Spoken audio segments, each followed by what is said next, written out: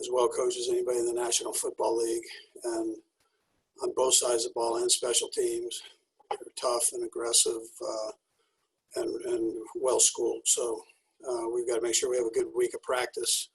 Nobody does it better than Bill does it in this league, and he's time-tested. He's been doing it a while. So, and then Cam's playing great football for him. So we got to make sure that we get to practice here, and then we focus in on what we need to do to play our best game against them.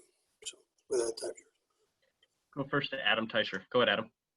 Hey, Andy, just, checking on Andrew Wiley. Is he going to be practicing today?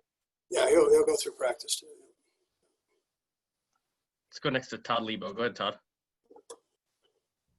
Hey, Coach, you've prepared to go against Bill Belichick teams a lot over the years. This is the first time in a long time you haven't had Brady over there to prepare for.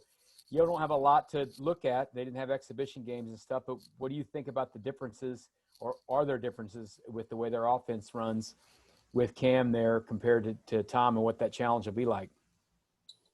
Yeah, well, they do a heck of a job on the offensive side, and they've got a great coordinator who's been doing it a long time and done it a bunch of different ways, and they've got good players. So Cam being in a role there that he is fully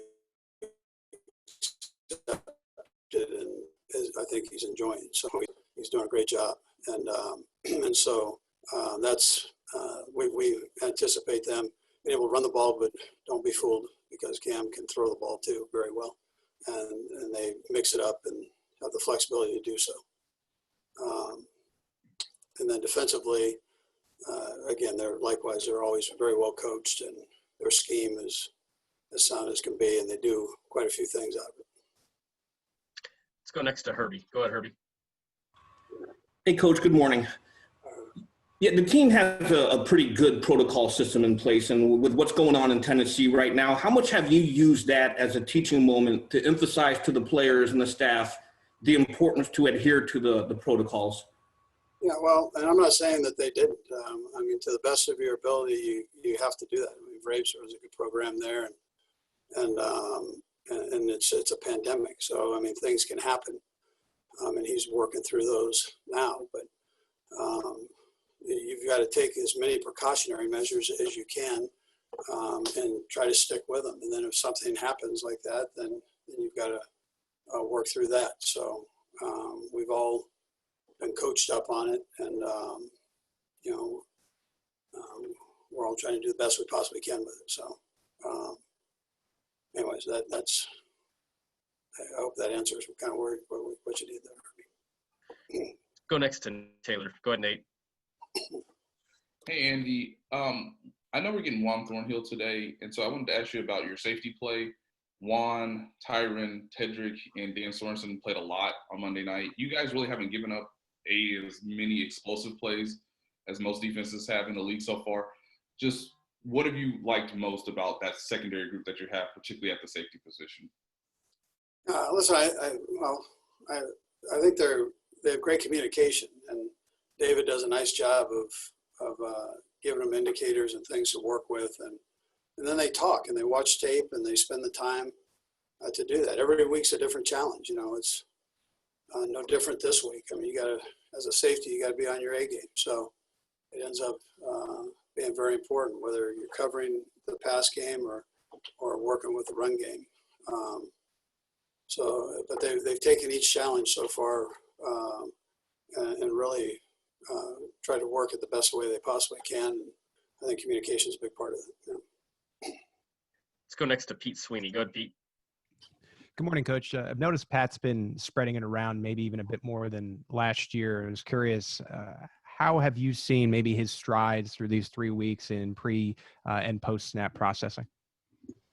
Yeah, no, he's done a nice job with that. I think he has a lot of trust in the guys, and opportunities have called to where maybe it's not the primary guy. Maybe he goes to a different receiver, and he's been able to do it and see it and do it well. So that part won't change. I mean, when EB puts everything together, he does it with fact that he gets everybody involved. So, I know there's only one ball. I mean, the guys know that too, but you try to give guys an opportunity to work their strengths. We have time for a couple more. Let's go Sam and then Sarin. Go ahead, Sam. Hey, Andy, I wanted to ask you about the long pass to McColl for the touchdown on 3rd and long. Yep. Obviously, when you call that play, I know you've got a good feeling about it, but did it play out the manner in which you had anticipated when you called it? And was there anything else that's specific that might have stood out to you about the way that play was executed? Yeah, so Mike Kafka saw something on tape that he liked there, and so we put the play in, and then it was for that. That was one of the opportunities that we had to call it in that situation. We had it in a couple different places, but we got the look that we wanted, and I think it was it was a long pitch and catch, but it ended up being a nice throw and a nice grab. So.